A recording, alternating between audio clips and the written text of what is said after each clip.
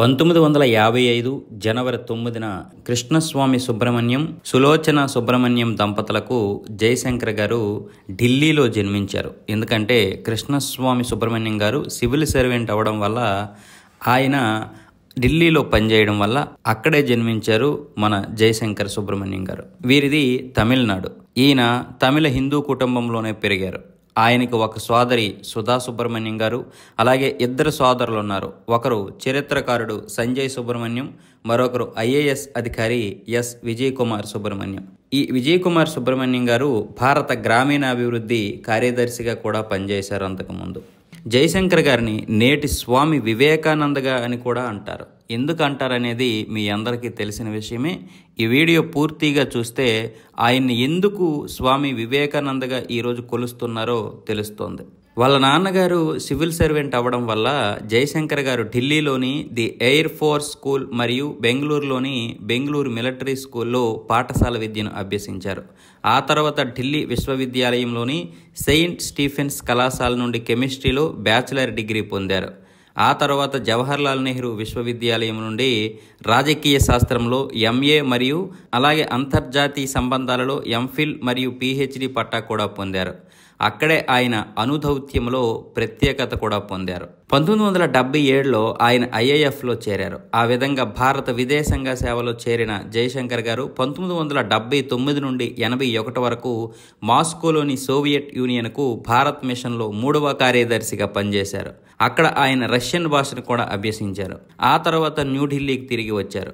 అక్కడ దౌత్యవేత్త గోపాలస్వామి పార్థసారథికి ప్రత్యేక సహాయకుడిగా, అలాగే అమెరికాతో వ్యవహరించే భారత విదేశాంగ మంత్రిత్వ శాఖలోని అమెరికా విభాగంలో అండర్ సెక్రటరీగా కూడా పనిచేశారు.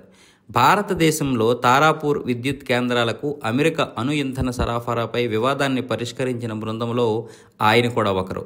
1985 నుండి 88 వరకు వాషింగ్టన్ డీసీలోని భారత రాయబార కార్యాలయంలో మొదటి కార్యదర్శిగా కూడా పనిచేశారు జయశంకర్ గారు.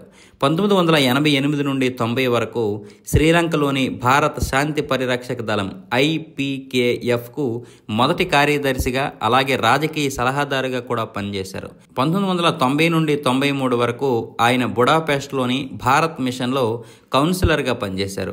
న్యూఢిల్లీకి తిరిగి వచ్చిన ఆయన విదేశాంగ మంత్రిత్వ శాఖలో డైరెక్టర్గా, అలాగే భారత అధ్యక్షుడు శంకర్ దయాళ్ శర్మకు ప్రెస్ సెక్రటరీ, ప్రసంగ రచయితగా కూడా పనిచేశారు. 1996 నుండి 2000 వరకు టోక్యోలోని భారత రాయబార కార్యాలయంలో జయశంకర్ గారు డిప్యూటీ చీఫ్ ఆఫ్ మిషన్గా ఉన్నారు. ఈ కాలంలోనే భారతదేశం పోఖ్రాన్ 2 అణుపరీక్షల తర్వాత ఇండో జపాన్ సంబంధాలు క్షీణించాయి. అప్పటి జపాన్ ప్రధానమంత్రి యోషిరో మోరి భారతదేశాన్ని సందర్శించేలా జయశంకర్ గారు కొన్ని నిర్ణయాలు తీసుకున్నారు. దాంతో మళ్ళీ భారత్ జపాన్ యొక్క సంబంధాలు మెరుగుపడ్డాయి. భవిష్యత్తులో కాబోయే జపాన్ ప్రధానమంత్రి షింజో అబేను మన ప్రధానమంత్రి మన్మోహన్ సింగ్ గారికి పరిచయం చేయడంలో జయశంకర్ గారు చాలా ప్రయత్నాలు అయితే చేశారు. ఆ ప్రయత్నాలు కూడా సఫలీకృతమయ్యాయి. 2000వ సంవత్సరంలో ఆయన చెక్ రిపబ్లిక్కు భారత రాయబారిగా కూడా నియమితులయ్యారు. 2004 నుంచి 2007 వరకు జయశంకర్ గారు న్యూఢిల్లీలోని విదేశాంగ మంత్రిత్వ శాఖలో జాయింట్ సెక్రటరీగా పనిచేశారు. ఈ హోదాలో ఆయన యుఎస్ భారత పౌర అణు ఒప్పందంపై చర్చలు జరపడంలో, అలాగే హిందూ మహాసముద్ర సునామీ తర్వాత సహాయ కార్యకలాపాల సమయంలో అనేక రక్షణ సహకారాన్ని మెరుగుపరచడంలో కూడా జయశంకర్ గారు కీలక పాత్ర పోషించారు. 2006-2007 యునైటెడ్ స్టేట్స్తో 123 ఒప్పందంపై చర్చల సమయంలో జయశంకర్ గారు భారత బృందానికి నాయకత్వం వహించారు. అంతేకాకుండా 2007లో జరిగిన కార్నిగీ ఎండోమెంట్ ఇంటర్నేషనల్ నాన్ ప్రొఫిలరేషన్ కాన్ఫరెన్స్లో ఆయన భారత ప్రభుత్వానికి ప్రాతినిధ్యం కూడా వహించారు. 2013లో భారత విదేశాంగ కార్యదర్శి పదవికి పరిగణింపబడిన వారిలో జయశంకర్ గారు కూడా ఒకరు. కానీ ఆ పదవిలో ఓటింగ్ జరగడం వల్ల సుజాతా సింగ్ గారి చేతిలో ఓడిపోయారు. 2007 నుంచి 2009 వరకు జయశంకర్ సింగపూర్కు భారత హైకమిషనర్గా కూడా పనిచేశారు. తన పదవీ కాలంలో సింగపూర్లో భారతీయ వ్యాపార ఉనికిని విస్తరించిన సమగ్ర ఆర్థిక సహకార ఒప్పందం అమలుకు ఆయన చేసిన సహాయం అంతా ఇంతా కాదు. అలాగే సింగపూర్ తన సైనిక పరికరాలలో కొంత భాగాన్ని భారతదేశంలో శాశ్వత ప్రాతిపదిక ఉంచే రక్షణ ఏర్పాటును కూడా పర్యవేక్షించింది జయశంకర్ గారే. ఆయన కాలంలోనే సింగపూర్లో ప్రవాసీ భారతీయ దివాస్, అలాగే ఇంపాక్ట్లను కూడా ప్రోత్సహించింది జయశంకర్ గారే. జయశంకర్ గారు చైనాలో భారతదేశ రాయబారిగా ఎక్కువ కాలం పనిచేశారు. దాదాపు 4.5 సంవత్సరాలు ఈ పదవీ కాలంలో పనిచేశారు ఆయన. జయశంకర్ గారు చైనాకి రాయబారిగా పనిచేస్తున్నప్పుడు చైనా భారతదేశం యొక్క ఆర్థిక, వాణిజ్య, సాంస్కృతిక సంబంధాలను మెరుగుపరచడంలో, అలాగే చైనా భారత సరిహద్దు వివాదాన్ని నిర్వహించడంలో కూడా కీలక పాత్ర పోషించారు.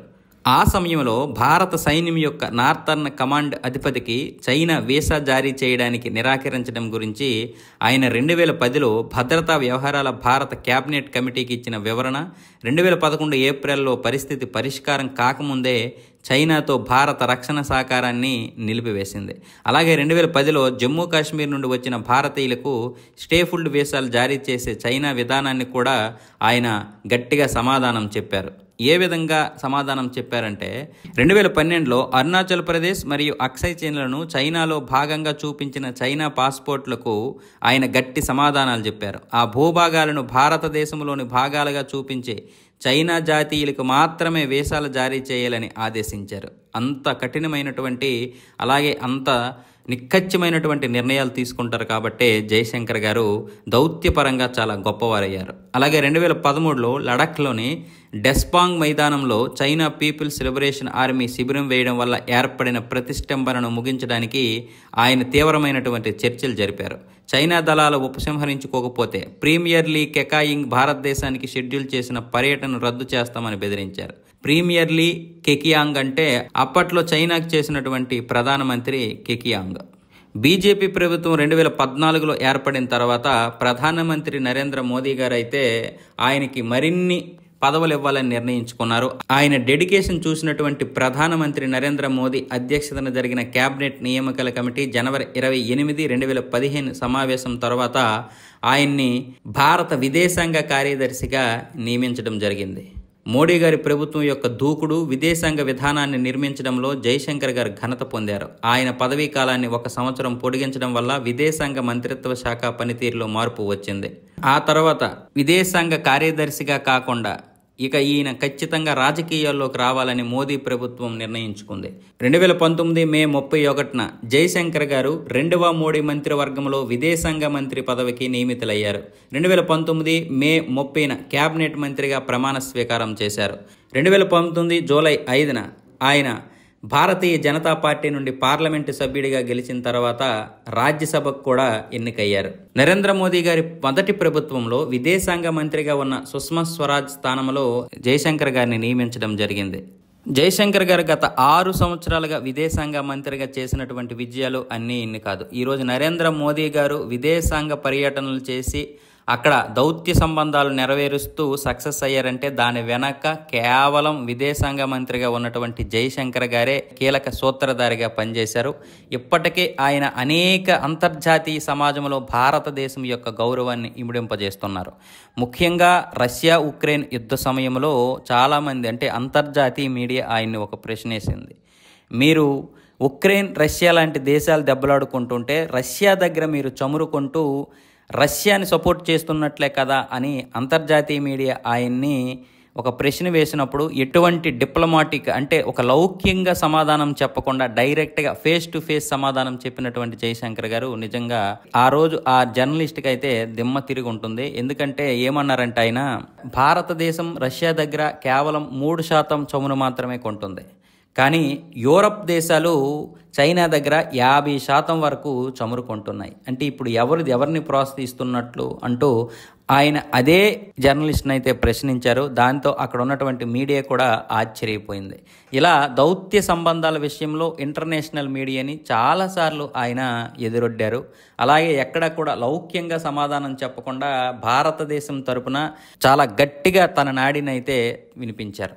ఆయన విదేశాంగ మంత్రిగా పనిచేయడం వల్లే ఈరోజు భారతదేశాన్ని చాలామంది కూడా గుర్తించారు. 2014 నుంచి చూసుకున్నట్లయితే ఈ 10 సంవత్సరాల కాలంలో మోదీ ప్రభుత్వం వచ్చాకనే భారతదేశం అన్ని విషయాల్లో కూడా తలదూర్చడం, భారతదేశాన్ని కూడా ఒక గట్టి దేశంగా ప్రపంచ దేశాలు కూడా గుర్తించి భారతదేశం యొక్క నిర్ణయాలు కూడా ఈరోజు అన్ని దేశాలు తీసుకుంటున్నాయి. అంతకుముందు ఎవరూ కూడా పెద్దగా భారతదేశాన్ని పట్టించుకున్న సందర్భాలు లేవు. కానీ ఈరోజు ప్రపంచ వేదికల పైన భారతదేశం ప్రతిసారి కూడా నిలబడుతుందంటే దానికి కారణం మన విదేశాంగ మంత్రి జయశంకర్ గారు కూడా ఒక కీలకమైనటువంటి వ్యక్తిగా ఉన్నారు.